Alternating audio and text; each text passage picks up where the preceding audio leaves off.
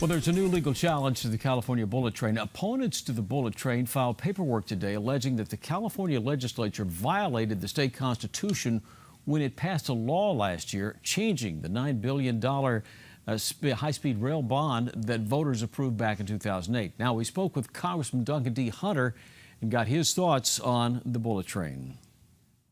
I'm not that familiar with the lawsuit. Number two, there will be no federal funding for this whatsoever. I'm on the Transportation Committee. Jeff Denham from California is on the Transportation Committee, and he has rail. He's in charge of the rail subcommittee. It's not going to get any federal funding. And by the way, it's in the Central Valley. It's not like we're talking something between San Diego and Los Angeles or Los Angeles to San Francisco, things that would actually not take subsidies from the taxpayers that can make money on their own. We are for that. Well, Hunter says he was told by Caltrans that a high-speed rail from Los Angeles to San Diego would not take taxpayer subsidies. He said the current proposal would, quote, be one of those kooky Jerry Brown things, end of quote. He also called Governor Brown's high-speed train, quote, a boondoggle rail system. Here to share his thoughts about the bullet train lawsuit is KUSI contributor and AM 1170 radio host Mark Larson. All aboard? Yes, all aboard. Working on the railroad all the live long day. Yeah. Many of us have been on this story, and my radio listeners have been on AM 1170 since day one. 2008, how long ago? It's almost 9 years ago. It was this $9 billion startup, create jobs. We just had the meltdown, of course, on the financial side across the country. It was, hey, create jobs. It's San Diego to San Francisco. You get there in 2 hours and 40 minutes. It's going to be fantastic. Years later, this. I mean, right now we're told, well, it's not 68 billion, it'll be 64 billion. They say they're going to save a little bit of money. I mean, everywhere you look at this, it's disaster, because that's not true. Because it was alluded to there, the 118-mile segment where everybody wants to go, of course, Merced to Shafter, which is like, with no offense to people there, nowhere to nowhere.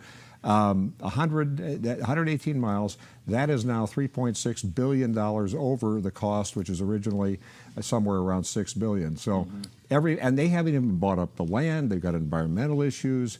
Republicans are asking Donald Trump to put an end to this. Well, they're working hard on it. And that's what Congressman Hunter was talking about. There's going to be no federal funds. And the way they're doing that, this Caltrain that's supposed to be electrified, okay, to upgrade it, Caltrain, Northern California, again, is the big recipient of that. But if they can get that electrified, then it becomes much more usable some point in the future for the so-called high-speed rail, which again won't be all that high speed. So now you get into all the back and forth. I mean, are they okay in using some $700 million, which is supposed to go, this is a lot of the federal money. This gets into what President Trump is saying he will or won't do, sending money back to the state if they're, as he says, out of control. There's a lot of out of control with this, and it's not the only thing. It's this, it's sanctuary state issues too. But when you look at the train deal, if they start moving money around, because they say it's to start streamlining a corridor which will be used for the not-so-high-speed rail, I mean, this is stuff you never dreamed of playing with train sets as a kid. Well, and the bottom line is that California has much more pressing issues than dealing with this right now.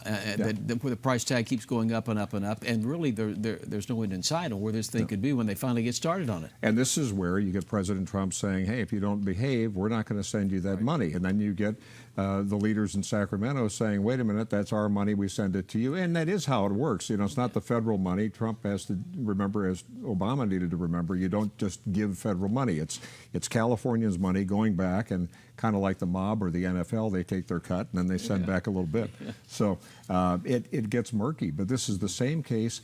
If you look at where this train has gone, because they just love to move forward because it would look cool and maybe it would work, no matter where you look, there have been boondoggles upon boondoggle, including sometimes they'll say, well, we got to get this action done and look like we're doing something here because we want to get a couple of $1 billion in federal money that we have to get before such and such a date. It's so upside down no matter how you cut it. So this may be one where Republicans can show some muscle in the state.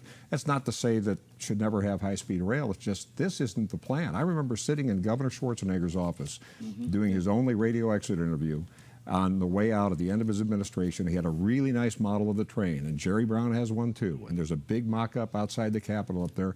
That's great. Buy some of those, get it out of your system, because this is just, it's not working for the people in California. And if you look at what San Diegans wanted back to 2008, this wasn't what they were sold.